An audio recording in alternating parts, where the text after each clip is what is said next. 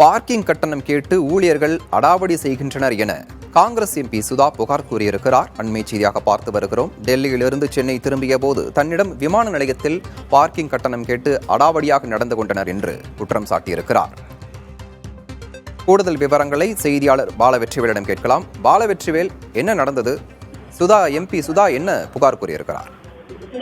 தௌஃபிக், சென்னை விமான நிலையத்தில் நுழைவு வாயில்களை நிர்வகிக்கும் டோல் ஆபரேட்டர்கள் மற்றும் அவர்களது பயிற்சியற்ற பணியாளர்களால் காட்டப்படும் அடாவணித்தனம் வெட்கக்கேடானது என நாடாளுமன்ற உறுப்பினர் சுதா தெரிவித்திருக்கிறார்.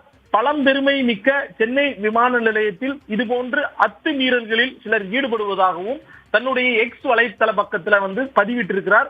செப்டம்பர் 11 அதிகாலை டெல்லியிலிருந்து சென்னை திரும்பிய போது சென்னை விமான நிலையத்தில் டோல்கேட் பணியாளர்களால் 2வது முறையாக தொல்லைக்கு ஆளானதாகவும் தெரிவித்திருக்கிறார். மக்கள் பிரதிநிதிகளுக்கு ஏற்படும் சிரமங்களையும் துன்புறுத்தல்களையும் ஊடகங்களுக்கு தொடர்ந்து வெளிச்சம் போட்டு காட்டுவதற்காக இந்த பதிவிட்டிருப்பதாக தெரிவித்திருக்கிறார். தேசிய நெடுஞ்சாலைகள், விமான நிலையங்கள், ரயில் நிலையங்கள் போன்ற பொது இடங்களில் நாடாளுமன்ற உறுப்பினர்களுக்கான விலக்கு அளிக்கப்பட்ட ஒரு பட்டியலில் தான் நான் மீண்டும் உங்களிடம் பேசுகிறேன். எம்பி சுதா நம்மளிடம் இணைப்பில் இருக்கிறார், அவரிடம் பேசலாம். வணக்கம் மேடம். வணக்கம் சார். சென்னை விமான நிலையத்தில் என்ன அவமதிப்பு நடந்தது, விரிவாக சொல்லுங்களேன். ஆக்சுவலா 11 ஏர்லி மார்னிங் 1:30 நான் சென்னை விமான நிலையத்துக்கு வந்தேன். டொமஸ்டிக் அரைவல்ல என்னோட பிரதர் தான் என்னை பிக்கப் பண்ணாரு. வெளியே எக்ஸிட் ஆகும்போது அங்க ஒரு டோல்கேட் மாதிரி பேரிகார்ட்ஸ் வச்சிருந்தாங்க. நான் வெஹிக்கிள் ஸ்டாப் பண்ணாங்க, என்னோட வெஹிக்கிளை. அப்புறம் கண்ணாடி இறக்கி என்னன்னு கேட்டேன். அவர் சொன்னாரு, நீங்க இந்த பக்கம் போக முடியாது, நீங்க டோல்கேட் போயிட்டு பே பண்ணிட்டு தான் போகணும் அப்படின்னு சொன்னாரு. நான் சொன்னேன், நான் எம்பி. ஹலோ, நான் எம்பி பேசுறேங்க, கேக்குதுங்களா? ஹலோ சொல்லுங்க. ஹலோ சொல்லுங்க மேடம். நான் எம்பிங்க, மயிலாடுதுறை எம்பி. நானு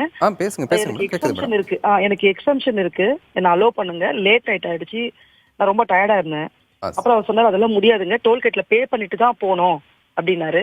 அப்புறம் என்ன ஐடி கார்டு கேட்டாரு. நான் ஐடி கார்டு எடுத்து காமிச்சேன். அப்புறம் ஐடி கார்டு பார்த்துட்டு ஆனா பார்க்காத மாதிரி வேண்டாம் அப்படி திருப்பி கொடுத்தாரு. நான் சூப்பர்வைசர் கிட்ட கேட்கணும் அப்படின்னாரு. சரி, உங்க சூப்பர்வைசர் கிட்ட கேளுங்க அப்படின்னு அவர் ஃபோன் பண்ணி சூப்பர்வைசர் கிட்ட பேசிட்டு அந்த போன் மறுபடியும் என்கிட்ட கொடுத்தாரு. சூப்பர்வைசர் கிட்ட பேசுங்க அப்படின்னு நான் சூப்பர்வைசர் கிட்ட சொன்னேன், சார் நான் மயிலாடுதுறை எம்பி, கொஞ்சம் அந்த பேரிகார்டை ரிமூவ் பண்ண சொல்லுங்க, நான் போகணும் அப்படின்னு. இல்ல நான் டெசிஷன் எடுக்க முடியாது மேடம், அப்படியே போனை கட் பண்ணிட்டாரு. என்னோட வெஹிக்கிளுக்கு பின்னாடி ஒரு எஸ்கார்ட் வெஹிக்கிள் யாரோ ஒரு விஐபி இருந்தாங்க, அவங்களோட போலீஸ் இருந்தாங்க. அந்த போலீஸ் ஏதோ இங்க ப்ராப்ளம் நடக்குது, ஏன்னா அவங்க வெஹிக்கிளும் என் பின்னாடி நின்றுச்சு அப்படியே. அதனால என்னோட வெஹிக்கிள் ஏதோ ப்ராப்ளம் நடக்குதுன்னு ஓடி வந்தாரு. போலீஸ் என்ன பார்த்துட்டு, எம்பி மேடம் உங்களையும் வண்டி நிக்க வச்சிருக்காங்கன்னு அப்புறம் அவர்கிட்ட சொன்னாரு, உங்க எம்பிங்க வண்டி விடுங்க இவங்க வண்டியை அப்படி. அந்த ஒரு 15 மினிட்ஸ் அங்கேயே அந்த நைட்ல அப்படி நிக்க வச்சாச்சு. இது ஒரு இன்சிடென்ட் கிடையாது. ஆல்ரெடி லாஸ்ட் மந்த் இதேதான், ஆகஸ்ட் 11 இதே டேட்ல லாஸ்ட் மந்த் இதோட மோசமா நடந்துச்சு. 1/2 hour அதே டோல்கேட்ல நிக்க வச்சுட்டு, இதுக்கு அந்த டோல்கேட்ல நான் ரிசிப்ட் பணம் வேற பே பண்ணிருந்தேன். ரிசிப்டும் காமிக்கிறோம், பே பண்ணிருக்கிறோம். 1/2 hour என்ன டிரைவருக்கு தெரியல, அதனால அவர் பே பண்ணிட்டு உள்ள வந்துட்டாரு. 1/2 hour நிக்க வச்சுட்டு, இல்ல டைம் முடிஞ்சிருச்சு, நீங்க பே பண்ணி தான் ஆகணும். நான் ஆல்ரெடி பே பண்ணிருக்கேன், 1/2 hour எனக்கு டைம் இருக்கு, கிரேஸ் பீரியடு. ஆக்சுவலா நான் பே பண்ண வேண்டியதே கிடையாது, ஆனா நான் பே பண்ணிருக்கேன், நீங்க வண்டி விடுங்கன்னா வண்டியை ஃபுல்லா பிளாக் பண்ணிட்டு அவங்க ஸ்டாஃப் எல்லாம் கூப்பிட்டு வண்டியை சரௌண்ட் பண்ணிட்டாங்க என் வண்டியை. அப்புறம் சிஎஸ்எஃப் ஃபோன் பண்ணி சிஎஸ்எஃப் ஆஃபீஸர் என் வண்டியை ரெஸ்கியூ பண்ணி அனுப்பிச்சாரு. அப்பவே நான் ஏர்போர்ட் அத்தாரிட்டில கம்ப்ளைண்ட் பண்ணிருந்தேன், அவங்க இமீடியட்டா ஆக்ஷன் எடுக்கிறேன்னாங்க. எனக்கு என்னன்னா, நான் மெம்பர் ஆஃப் பார்லிமெண்ட்னு சொல்றேன், அதை பத்திலாம் எதுவுமே அதெல்லாம் கிடையாது. நீங்க பே பண்ணிட்டு போங்க. ஒரு மாதிரி அடாவடித்தனமா அராஜகமா அவங்க பண்ணது எனக்கு ஷாக்கிங்கா இருந்தது. இது ஏர்போர்ட்ல இந்த இன்சிடென்ட் 1 or 2 டைம்ஸ் கிடையாது, நிறைய பேர் அங்கிருந்து நான் எல்லாரும் ஓடி சொன்னாங்க, மேடம் இது இந்த மாதிரி அராஜகம் கண்டினியூஸா நடக்குது எல்லாருக்குமே. உள்ள வர எல்லாருமே 10 மினிட்ஸ் வரையும் உள்ள அலோடு, அதுக்கப்புறம் வெளியே வந்துடலாம் ஃப்ரீயா.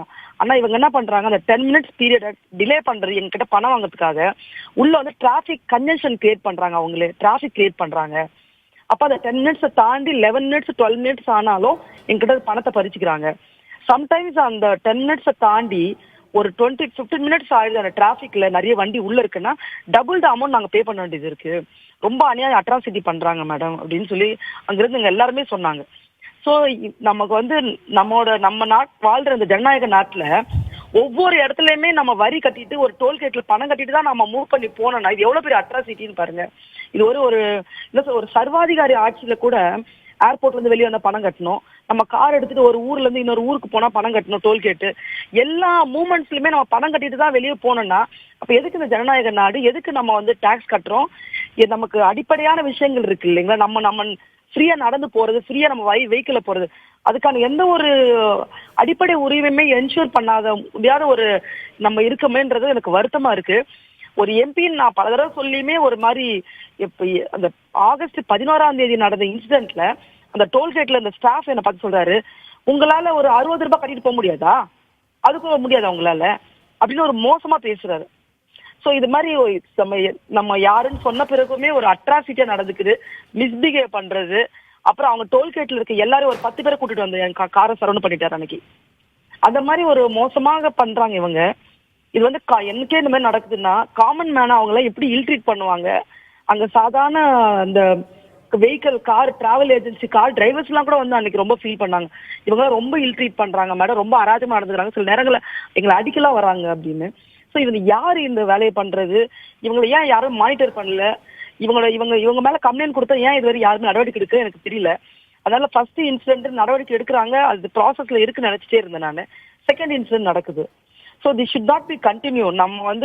நம்ம நாடு எங்க போறதுக்கு எங்க வர்றதுக்கு எல்லாருக்குமே உரிமை இருக்கு. இது பணம் கொடுத்து தான் ஒரு இடத்துல போயிட்டு வரணுன்றது கிடையாது. இன்னொன்று, இந்த tollgate is totally wrong concept. அதை கட்டாயமா ரிமூவ் பண்ணி ஆகணும். எல்லா எந்த ஏர்போர்ட்ல இருந்தாலும் ரிமூவ் பண்ணி ஆகணும். நம்ம ஆல்ரெடி வந்து மாநிலம் முழுவதும் இருக்கிற அந்த டோல்கேட்டை நம்ம ரிமூவ் பண்ணி நம்ம கேட்டுட்டு இருக்கும்போது ஏர்போர்ட்டுக்குள்ள இருக்கிற டோல்கேட்டை கட்டாயமா ரிமூவ் பண்ணி ஆகணும். அதனாலதான் நான் வந்து அத்தாரிட்டி கிட்ட வந்து முறையிட்டு இருந்தேன், மெயிலும் போட்டிருந்தேன், ஏவியேஷன் மினிஸ்டருக்கும் சொல்லியிருந்தேன் நான். So I'm waiting for that action. Hello Sudha madam, இணைப்பில் இணைந்து பல்வேறு தகவல்களை பகிர்ந்தமைக்கு நன்றி. Thank you sir.